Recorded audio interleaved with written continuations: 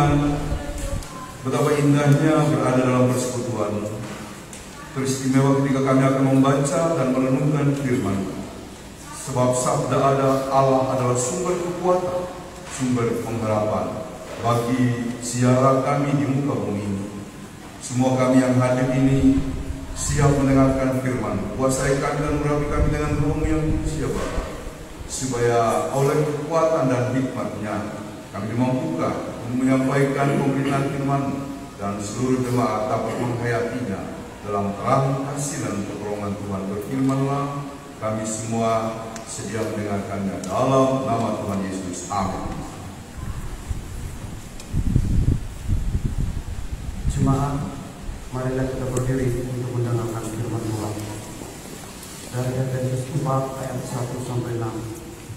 Efesus 4 ayat 1 sampai 6.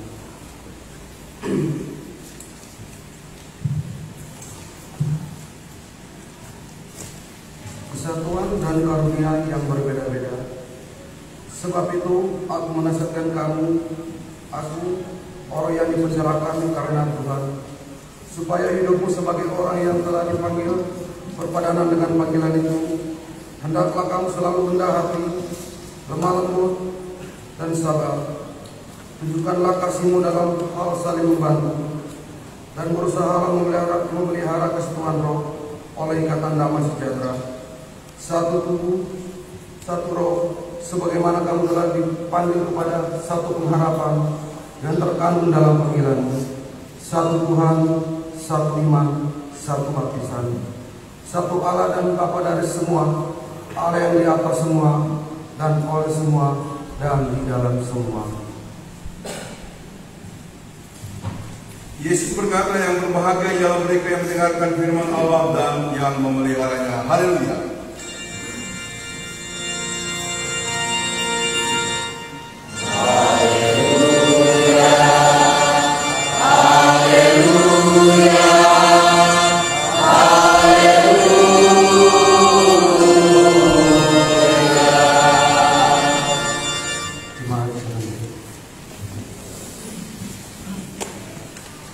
Bapak Ibu saudara-saudara yang dikasihi Tuhan, kita yang berada di gereja ini maupun yang mengikuti secara live streaming, Shalom. Shalom. Ada sukacita? Haleluya. Soalnya sukacita dari surga, Maroso. Ada sukacita? Sukacita dari surga, Maroso.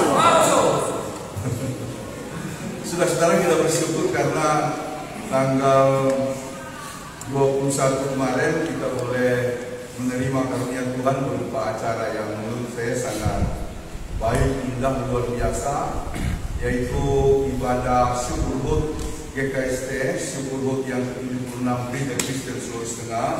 Lalu yang kedua adalah syukur HUT kelima gereja kita. Puji Tuhan, walaupun kita boleh dibilang tertati-tati, tapi bisa sampai pada saat ini di usia yang kelima. Puji Tuhan, kita beri terus. Yang kedua, kita bisa melaksanakan pendukung. Antusiasme warga itu cukup tinggi ya. Kita membatasi sampai 200, tapi kemarin lebih daripada itu ya. Saya bersyukur bahwa konsumsi cukup dan acara bisa berlangsung dengan baik. Lagi-lagi kita puji Tuhan karena kita dapat sokongan dari kantor penghubung melalui Nasional Sulawesi Tengah, dan itu tidak ada di tempat lain. Ya, saya sudah cek gereja-gereja yang dapat sokongan seperti itu cuma GKST, Gereja Kristen Sulawesi Tengah. Maluku saya tanya, tidak, bahkan tidak pernah. Ya, karena apa? Karena kita menang nama Gereja Kristen Sulawesi Tengah, gitu ya. Jadi dulu waktu kita ikut-ikut halal bihalal, terlibat di acara seperti yang halal bihalal beberapa waktu yang lalu, malah kita orang-orang Kristen diminta jadi tuan rumah. Jadi karena partisipasi kita, lalu saya ingat betul pada waktu itu Ibu Dewi Abdullah, Ibu Dr. Dewi Abdullah, mantan kepala anjungan, oh jangan cuma kita dong yang disupport oleh kantor penghubung, kita juga harus mendukung yang Nasrani, supaya mereka punya nama atau kegiatan yang lain bisa akhirnya dianggarkan, dibudgetkan. Ya, itu tidak ada di tempat lain. Saya sudah tanya-tanya ya. Kita menang nama ya, padahal di Sulawesi Tengah itu bukan cuma gereja Kristen Sulawesi Tengah. Ada gereja Protestan Indonesia Donggala, ada gereja Luwuk Banggai, bahkan gereja di Luwuk Banggai ada 3 gereja. Tapi karena namanya bukan Sulawesi Tengah, jadi mereka dianggap tidak merepresentasi, tidak mewakili kita. Jadi itu satu hal yang ajaib menurut saya, dan kita syukuri karena dana yang mereka berikan kepada kita itu bukan kecil, besar sekali. Yang kedua, melihat antusiasme warga, rupanya kita harus mengembangkan cara berpikir kita, bukan hanya memikirkan pelayanan dari segi gereja internal, tapi juga kita harus mengembangkan pelayanan kita yang bersifat sosial. Jadi sudah waktunya mungkin gereja ini harus berperan aktif ya untuk membangkitkan dan mengajak seluruh masyarakat, rukun-rukun terutama untuk kita bersatu. Makanya di setiap acara kita selalu mengundang ya mereka melalui rukun-rukun yang ada. Jadi itu rasa syukur yang kemudian kita patut panjatkan kepada Tuhan. Tapi jangan lupa bahwa beberapa minggu mendatang kita ada tugas besar lagi, yaitu menyelenggarakan rapat majelis pekerja lengkap seluruh gereja-gereja di DKI, rapat MPR PGIW DKI yang akan berlangsung nanti tanggal 15 sampai 17 di Hotel Bahtera Pelni di Cipayung Puncak Bogor. Jadi mohon dukungan doa teman-teman, karena dana yang kita cari masih besar ya. Berapa Ibu Bendahara Panitia dana yang sudah terkumpul? Ya, pokoknya masih separuh yang harus kita cari ya. Tapi saya selalu yakin bahwa jika kita bekerja dengan sungguh-sungguh, berkat mengalir. Pengalaman saya begitu ya. Dari sejak KKST berdiri lalu kita mulai acara, itu biasanya di injury time, di waktu-waktu yang sudah mepet, mengalir berkatnya. Jadi saya selalu melihat itu, dan makanya saya tidak yakin. Saya yakin begitu ya. Saya yakin bahwa semuanya akan berjalan dengan lancar. Nah, ada yang bilang begini, Pak Pendeta, tahun depan kalau bisa kita tidak usah buat kegiatan dulu. Kalau saya tidak, ya malah tahun depan ada usulan saya ya yang mau dibawakan ke jemaat. Tapi ya tergantung jemaat, karena kalau kita berhenti berkegiatan, stuck, ya.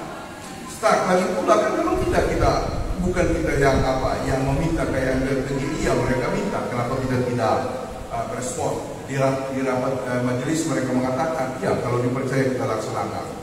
Saudara-saudara, tahun depan misalnya ya ada usulan, bukan ada usulan, saya mau mengusulkan kita membuat event besar, ya, suatu lomba CDKI, ya, CDKI. Kalau bisa Menteri Olahraga kita hadirkan, ya, Menteri Olahraga, karena kami sudah pernah melakukannya. Waktu itu Pak Adia Sandau 3 tahun berturut-turut dia hadir, ya, di Senayan, mulai dari Bulungan pertama, habis itu di Senayan. Bisa, ya, cuma kita kan orang Poso itu, orang Sulawesi Tengah itu terlalu insecure. Ya, saya belum begitu, tapi setelah bergaul dengan mereka, loh kok bisa. Cuma kita selalu mulai dengan perasaan itu, ini yang mau dibongkar di GKST, ini yang mau dibongkar. Kalau orang lain bisa, kenapa kita tidak? Ya, kalaupun nanti belum ya, karena kita merasa mungkin kemarin atau tahun 2023 banyak acara, ya kita akan melaksanakan event besar, ya, malam dana besar-besaran. Malam dana, kalau bisa target kita 1M, 1 kali malam dana. Ya, saya pernah mengikuti malam dana, 2 kali malam dana dilakukan oleh 2 gereja, termasuk gereja dari Karo dulu. Kebetulan saya pernah melakukan pelayanan di Karo. Mereka buat event di sini 2,5M, itu 15 tahun yang lalu. Tapi memang mereka membuat rapi begitu ya, mengundang pejabat-pejabat dari gerejanya maupun dari luar. Ada pendekatan-pendekatan yang mereka lakukan. Yang kedua, saya melakukannya lalu terkait dengan sebuah gereja itu, mereka dapat 1M malam itu, ya kan? Jadi kalau misalnya tahun depan kita tidak melaksanakan event-event yang bersifat perayaan atau mungkin pertandingan, ya kita fokus ke dana, tapi harus benar-benar maksimal, gitu ya. Jadi saudara-saudara, dalam bayangan saya, jumlah itu tidak penting. Bukan itu yang utama maksud saya.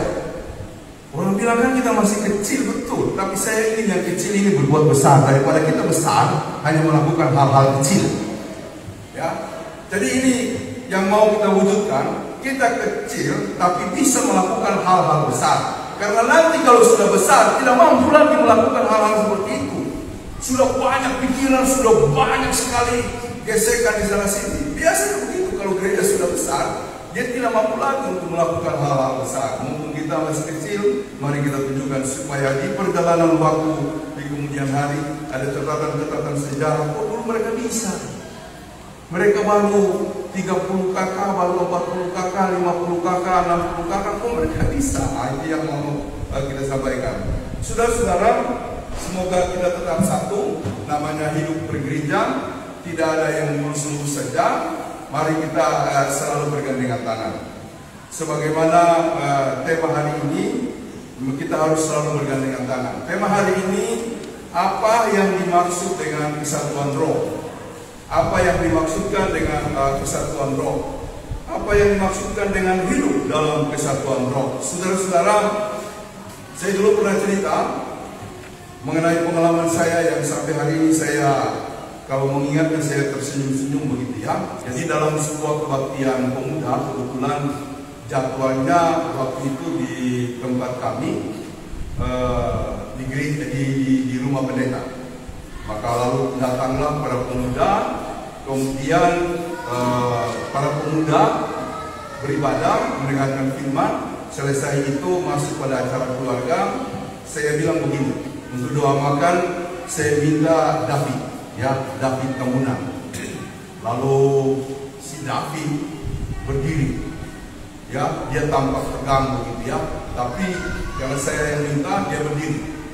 Lalu setelah itu dia mengatakan begini, mari kita teman-teman, mari kita berdoa. Agak ada jeda ya, agak terhenti. Lalu kemudian doa dimulaikan. Cuma dalam hati saya lihat beda suara. Beda suara, ya. Ini bukan suara David. Saya beranikan buka mata. Oh, bukan David yang berdoa. Adiknya, ya, adiknya, ya, bukan David yang berdoa, tapi adiknya. Saudara-saudara, kebetulan adiknya hadir. Dia lihat abangnya bubuk keringat dingin. Dia langsung jongkok bawa adiknya dan bilang, Tuhan Yesus, kami berterima kasih. Firman sudah diberitakan. Dan kami sekarang akan menikmati berkat jasmania. Berkatilah supaya menjadi sumber kekuatan. Dalam nama Tuhan Yesus. Amin. Langsung dia mulai. Semua orang yang tidak menyimak merasa luar biasa. David yang tidak biasa berdoa, berdoanya mantap sekali. Padahal bukan dia yang berdoa. Saudara-saudara yang dikasihi oleh Tuhan Yesus Kristus, saya mengakui bahwa orang kalau connect jiwanya, saudara-saudara itu connect jiwanya ya. Ada di sini saudara-saudara yang tidak connect jiwanya, ya. Itu Dela dan Lila ya, contohnya itu ya.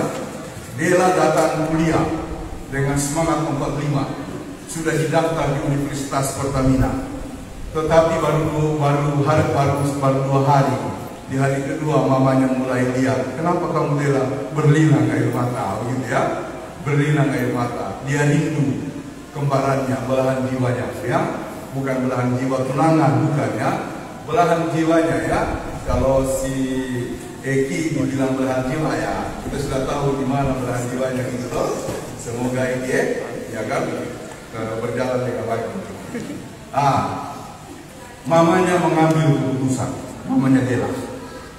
Dia telepon, Gila, Ngana mesti datang. Dela tidak bisa pisah dengan Ngana. Padahal Gilanya sudah punya usaha, saya sudah lihat tokonya di Borbono ya, bagus sekali usahanya. Akhirnya dengan penuh pengertian, Dela diantar oleh bapaknya. Pas tiba di sini, Delanya tersenyum-senyum, gitu ya. karena kemarinnya sudah ada bersama-sama dengan dia. Yang tadinya Dila cuma mau kursus, ternyata bisa diurus dan bisa kuliah sama-sama Dela di universitas yang sama. Jadi tadi saya lihat mereka seragam gitu ya, atas putih, di bawahnya keren. Saya bilang Dela dan Dila duet dong sekali-sekali ya. Dela dan Dila duet sekali-sekali. Karena si Dila ini saya pernah dengar dia jago nyanyi ya. Ya Dela, minggu depan ya. Ini supaya lagunya dipersiapkan. Ya, saudara-saudara, orang kalau saudara itu pasti connect, ya, pasti connect. Dia tahu karena mereka lama bersama-sama dari kecil sampai besar, pasti connect begitu ya. Dan bukan cuma saudara, kita kalau sama-sama hidup bersama-sama berjemaat, kita tahu, ya kan? Saya tahu Agnes.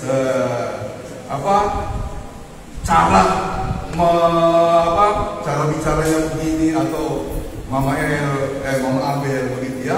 Mama Abel kalau umpamanya saya tahu dia, ya kan? Kalau dia sudah lirik-lirik begini, biasanya dia panggil Papi, pasti mau duit, tapi dia tahu, ya kan? Dia tahu itu yang saya suka itu. Dia tahu itu ya. Apalagi kalau saya sudah bawa Mama Abel, saya mau pergi dengan Anggi isi token di rumah Pamulang. Saya sudah tahu itu, ya kan? Saya dengar di telepon masih lewat dia, ya kan? Omola, kalau saya bilang Omola, sudah. So pasti Omola pergi baru belanja, beli sayur, beli sama-sama untuk persiapan dulu. Saudara-saudara, pasti connect, ya kan? Pasti connect ya. Biasanya, ya kayak saya ini kok. Gak ada oleh beremu, tidak ada minum, gak ada beremu ya. Dari Pama ya, ada di mana?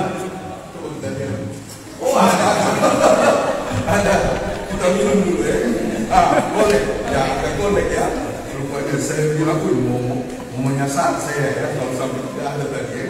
Belum pagi boleh begitu ya. Jadi mohon maaf ya, sokat kita player ya. Tadi malam belum maaf.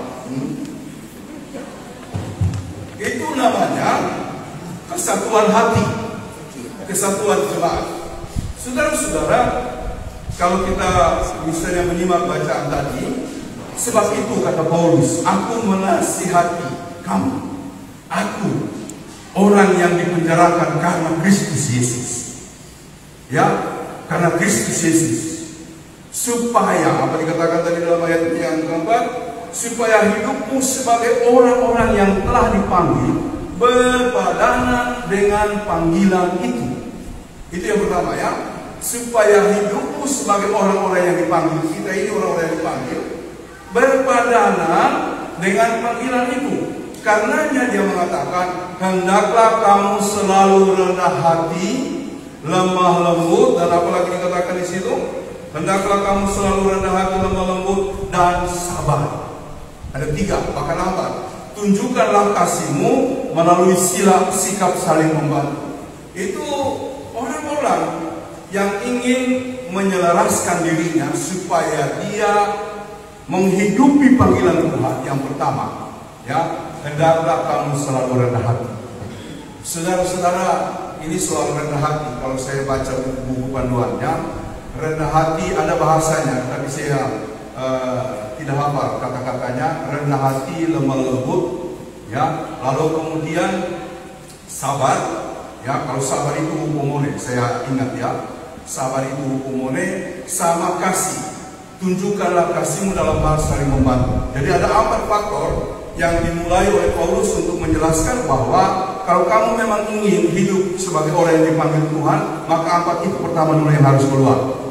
Ya, kalau rendah hati, lemah lembut, sabar hukumone, dan kemudian kasih, agape di sini yang dipakai, itu harus terpancar dari kehidupan kita. Saya belajar lagi, ternyata di Yunani bukan cuma kelas-kelas sosial yang ada. Jadi ada orang yang level hidupnya dianggap terpandang, ada yang senang, ada yang di bawah. Yang paling bawah budak. Rupanya bahasa juga di sana mempunyai kelas-kelas. Kelas-kelas. Dan apa yang disebutkan oleh Paulus, yang disebutkan dengan rendah hati, lemah lembut, kemudian sabar, serta kasih, itu levelnya sama dengan kata budak. Sama dengan kata budak. Makanya, kalau Yesus mengajarkan kehidupan yang rendah hati, lemah lembut, sabar, itu dianggap bukan orang berkelas. Itu dianggap bukan orang yang punya citra elegan. Jangan jadi seperti itu. Jangan jadi seperti itu. Makanya dulu berkembang yang disebut dengan kelompok-kelompok sofis. Jadi para filsuf itu ada beragam-ragam. Filsuf yang terkenal itu misalnya Socrates, ya, Aristoteles, Platon. Itu memang orang-orang yang memberikan pengajaran-pengajaran yang luhur.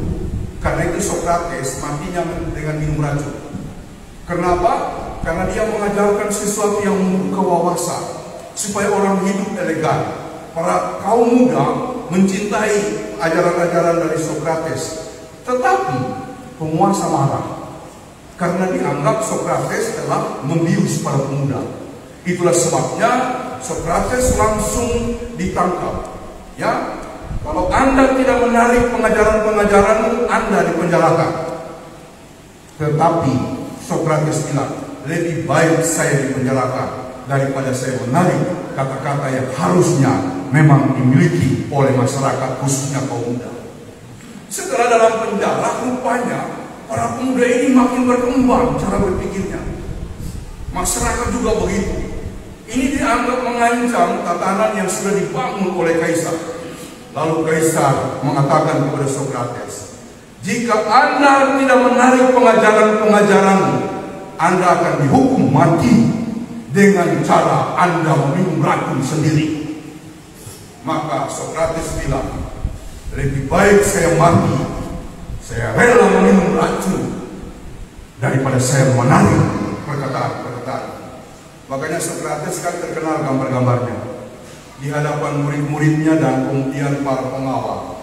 Dia minum racun dan mati dengan racun yang diminumnya. Ada usaha para murid-muridnya yang sangat menyayangi Socrates. Mereka berbisik begini, Tuan Socrates, tariklah. Nanti sesudah itu Tuan Socrates pindah untuk melakukan pengajaran lagi.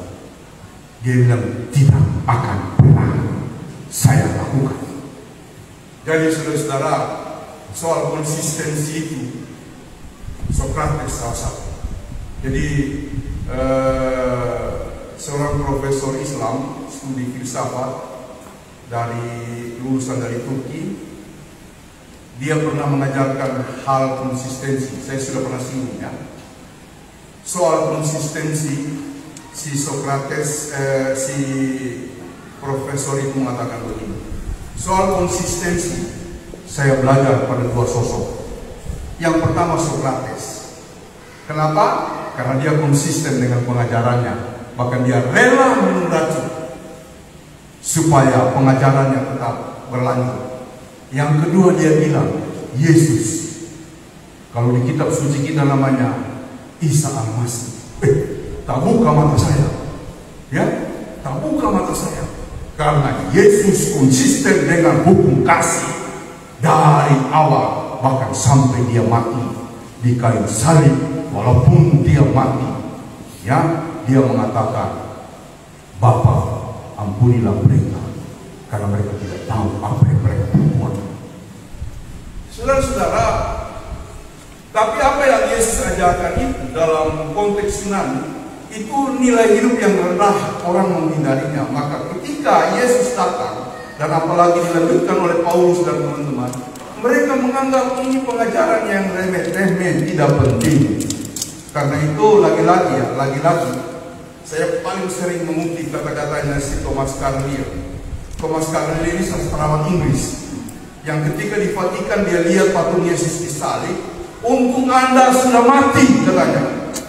Mana mungkin kita bisa hidup dengan pengajaran Anda lemah lembut, setia dan seterusnya, memberi salam lebih dulu dan lain-lain sebagainya. Kok mungkin? Hidup ini harus berjuang menurut teori Darwin. Siapa kuat dia menang. Atau teori Adam Smith, teori ekonomi Adam Smith yang terkenal itu. Siapa punya modal, dia yang percaya. Namun setelah dia tua, sebelum dia mati, dia pergi lagi ke patung Yesus itu dan mengatakan, untung Anda ada. Untung Anda ada, sehingga peradaban bisa terpelihara di muka bumi. Itulah sebabnya kalau bicara soal kekristenan, kita bukan cuma soal bicara agama. Yesus tidak membentuk agama, saudara-saudara. Hanya karena kemudian pengikut Yesus tidak mempunyai tempat untuk beribadah. Dulu kan orang Kristen awal mula-mula kan beribadah di mana? Di sinagoge Yahudi. Lama-lama kemudian orang-orang Yahudi bilang, kita beda. Ya, kalian katanya orang Yahudi tapi tidak melakukan sunat. Ya, karena mereka bilang bagi Yesus bukan sunat lahiriah yang penting, tapi sunat hati. Demikian juga berbicara soal puasa dan lain sebagainya, yang selama ini dilakukan oleh orang Yahudi secara lahiriah, lalu tidak dilakukan oleh orang Kristen. Mereka mengatakan kita putus hubungan. Maka mulailah gereja berdiri, dibangun sebagai tempat ibadah dan seterusnya. Saudara-saudara, kita ada bukan cuma sekedar beragama, tapi membangun jalan peradaban. Dan membangun jalan peradaban itu dimulai dengan nilai-nilai tadi. Hendaklah kamu rendah hati, lemah lembut, sabar. Tunjukkanlah kasihmu dalam hal saling membantu. Jadi misi kita kan begitu. Walaupun kita gereja kecil, tapi kita harus saling membantu, ya. Jadi kita akan melakukan pembagian sembako sekali lagi. Dulu dalam kaitan dengan Paskah, sekarang dalam kaitan dengan Natal, ya kan? Ya, nanti kalau baca di Warta Pembangunan, ya, di Warta Pembangunan saya agak begini, ya kan? Begini karena saya lihat saldonya berkurang banyak karena kemarin kita harus mengeluarkan dana dalam rangka perayaan Hud dan Padang Biru. Saudara-saudara, saya ingin mengatakan, jangan khawatir. Amin. Jangan khawatir. Berkat Tuhan berlimpah bagi kita. Ya, berkat Tuhan berlimpah. Cuma Tuhan mau uji. Kalau tinggal sedikit ini saldo, bagaimana mereka? Buat berdoa atau mau baku kasih salah? Buat berdoa atau mau tuding? Ya, Tuhan lagi uji kita. Tapi selama kita berserah, Tuhan akan berkati. Amin. Saudara-saudara, itu nasihat yang kedua terkait dengan berikut tadi. Itu nasihat yang pertama. Yang kedua, dan berusahalah memelihara kesatuan roh dalam ikatan damai sejahtera.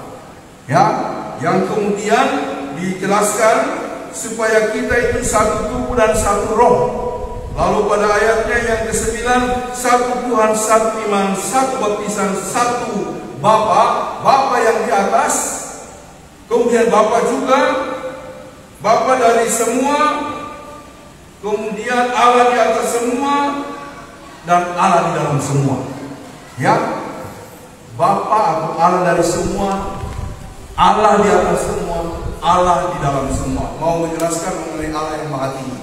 Nah, saya akan mulai dengan suatu penjelasan yang terkait dengan kesatuan roh, ya, kesatuan roh.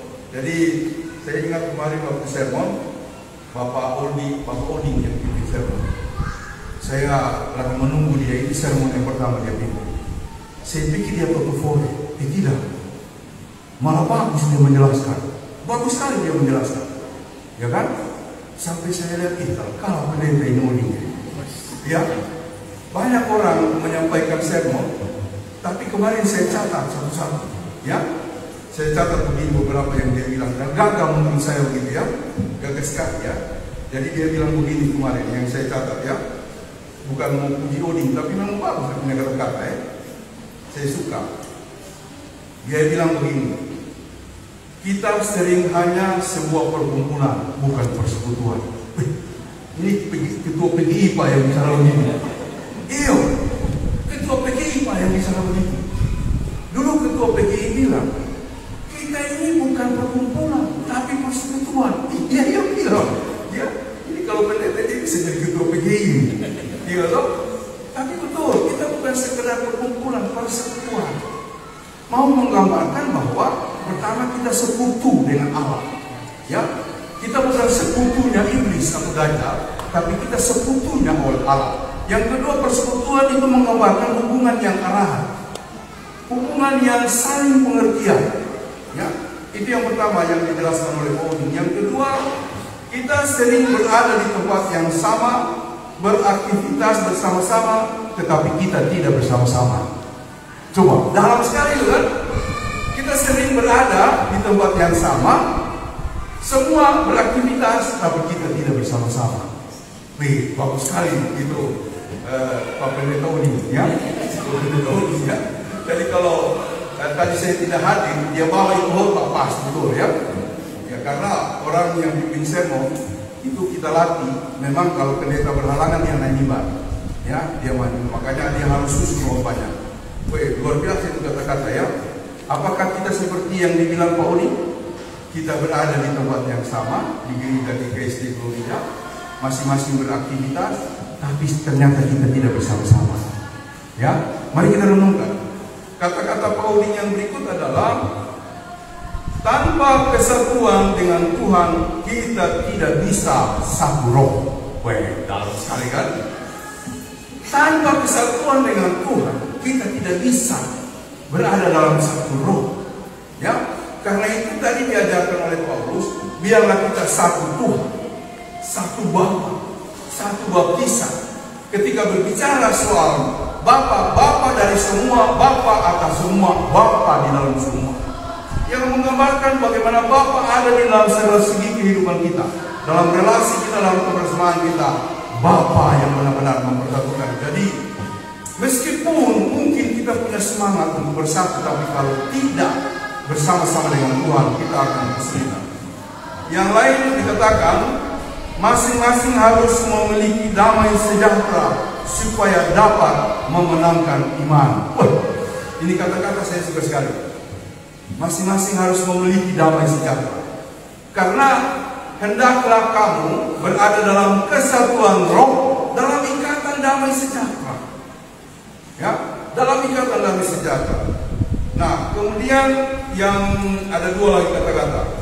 Jika seseorang tidak memiliki Roh Kudus, dia bukanlah milik Kristus. Weh, kaget sekali kata-kata. Saya tidak tahu kenapa tiba-tiba saya mencermati dan kemudian mencatat begitu ya apa yang dia bilang. Dan yang terakhir yang dia bilang begini. Dia bilang kesatuan roh itu harus diperjuangkan. Ya, kesatuan roh itu harus diperjuangkan. Jadi saudara-saudara, saya tidak akan mendalami lebih lagi karena apa yang saya sampaikan tadi malam itu saya ulangi di sini, itu sudah dalam sekali. Itu sudah dalam sekali. Nah, tapi saya hanya menambahkan beberapa aspek begini. Kita diberikan nilai baru oleh Tuhan Yesus. Semua kita punya roh yang disebut spirit, semua roh. Tapi spirit itu spirit kemanusiaan. Ya, dan Tuhan tahu kalau kita berjuang di dunia ini hanya dengan spirit kemanusiaan, kita terbatas. Itulah sebabnya Dia mengatakan, aku akan mengirimkan penolong bagimu, yaitu Roh Kudus, supaya gereja di muka bumi memberikan nilai hidupnya yang lebih dari rata-rata. Lebih dari rata-rata. Saudara-saudara, kalau saya emosi lalu kemudian saya marah orang-orang di rumah, itu tidak bisa diredam. Tapi kalau saya masuk kamar dan saya berdoa, Tuhan tolong saya, selesai. Atau misalnya kalau kita lagi dalam suatu ketegangan dalam rumah, lalu kemudian ibu Arta bilang, Pak, ayo kita berdoa. Kita berdoa bersama-sama, selesai. Roh Tuhan bisa menetralisir semuanya. Oh, kalau tidak, perang. Kalau tidak, makanya Israel sama Palestina tidak akan selesai kecuali satu, mereka mempersembahkan tubuhnya dan hidupnya di atas, di bawah kayu salib untuk menerima pertolongan dan keselamatan Tuhan dalam urutan roh. Mereka akan merantau sampai kapan? Tidak akan pernah ketemu.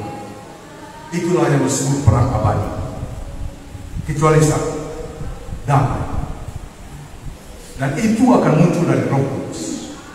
Jadi kesatuan roh ini sebuah nilai yang tidak ada sandingannya dalam segala hal di muka bumi ini.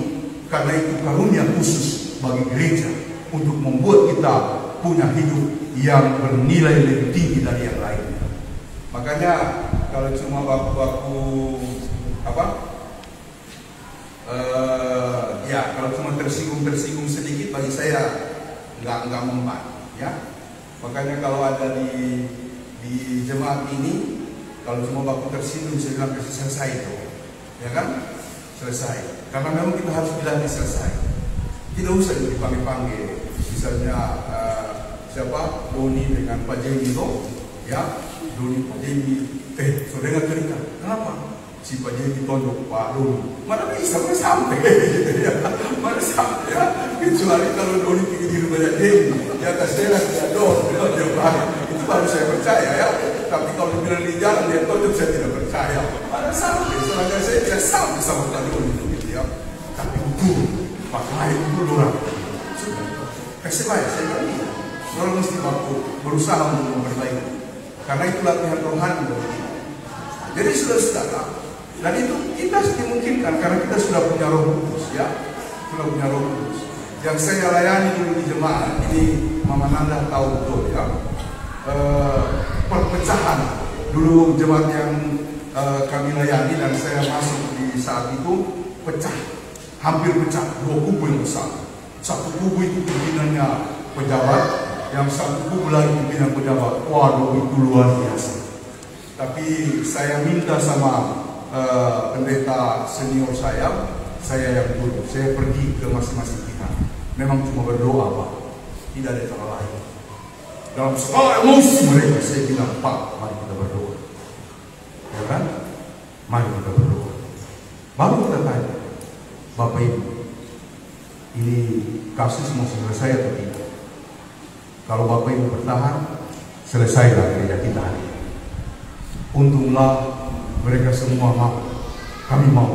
Sudah, setelah 3 bulan soal saya masuk kemana-mana, kita kumpul di KST Immanuel di belakang gereja. Saya bilang sama pendeta senior, pimpin doa, tidak usah korek-korek masalah. Mari kita berdoa.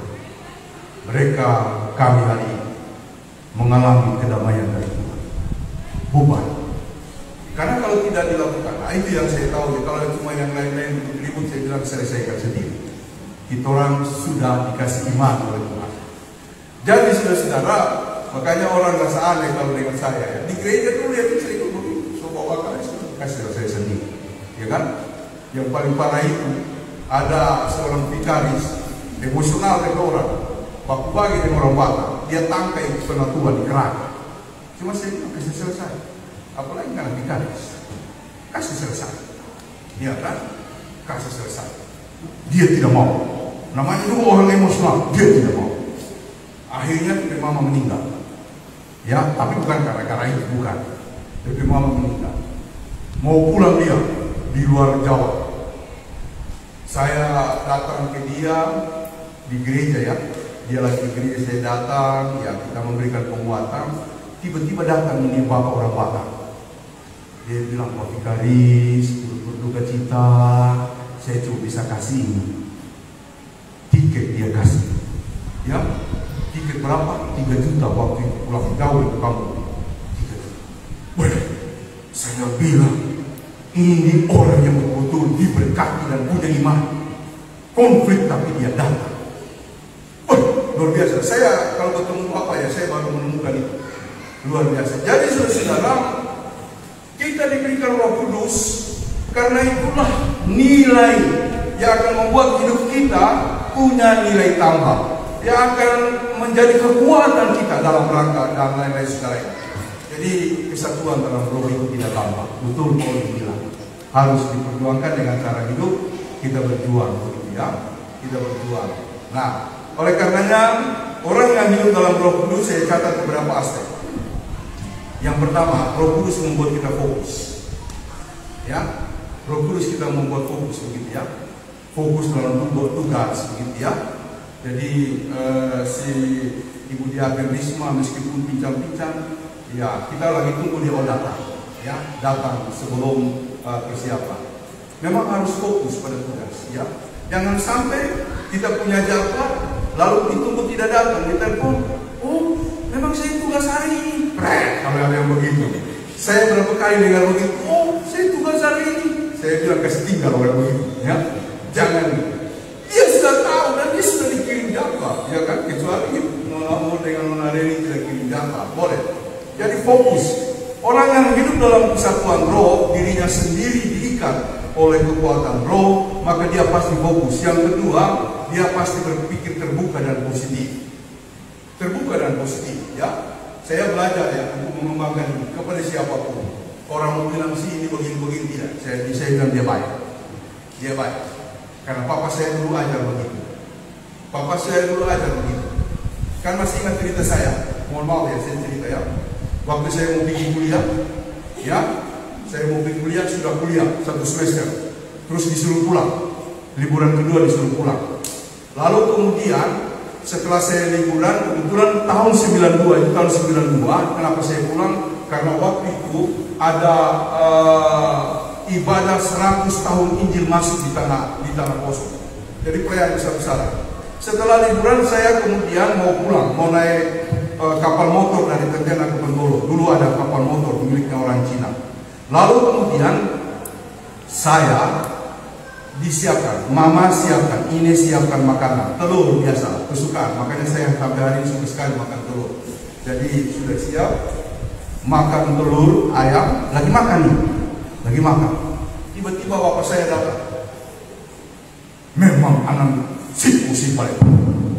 Kamu ini kurang ajar. Roh putra kau ini nama yang kuliah. Sudah saya bilang dulu jangan pergi kuliah. Jauh saya sih, begitu kau. Kaget saya. Ini bilang begitu. Bangkoni mau kene, makan lama. Kau sudah jalani 1 semester, pergilah. Akhirnya saya tidak pamit sama bapak karena dia marah-marah. Saya berangkat. Nah, di atas kapal semuanya sudah naik, lalu kemudian kapal sebastom orang bilang ya, kapal sudah bunyi bunyi kapal, tanda mau berangkat, tali pengikat kapal dilepas. Baru beberapa meter berjalan, saya lihat di pelabuhan Tentena dekat jembatan itu di ujung jembatan sebelah sana, saya lihat berteriak, "Has!" Kalau saya di kampung dipanggil Has.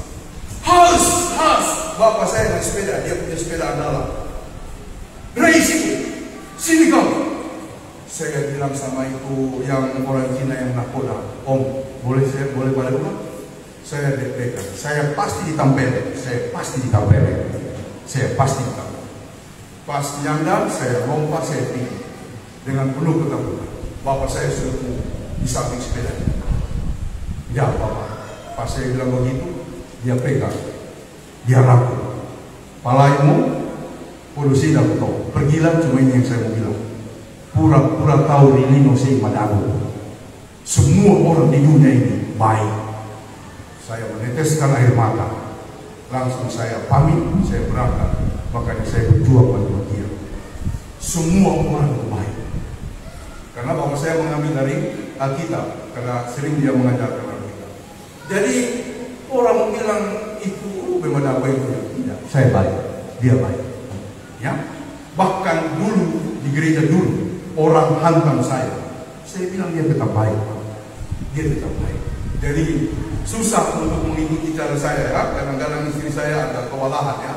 Oh kamu ini pak, dia kan begitu, dia baik, ya kan? Pokoknya orang cerita sama saya ini begini, oke saya dengar, tapi dia baik. Dia baik, ya.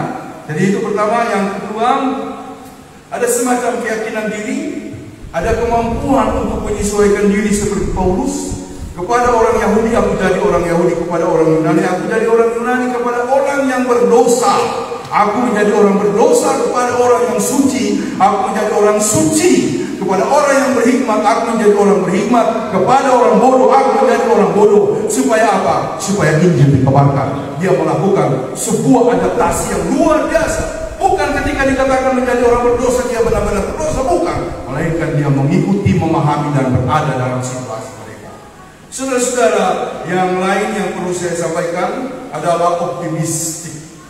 Orang yang hidup dalam Roh Kudus yakin, karena Roh Kudus adalah kekuatan yang selalu menolong kita untuk melewati tantangan-tantangan yang ada. Pada akhirnya saya mau katakan, mari kita bergandengan tangan. Begitu ya.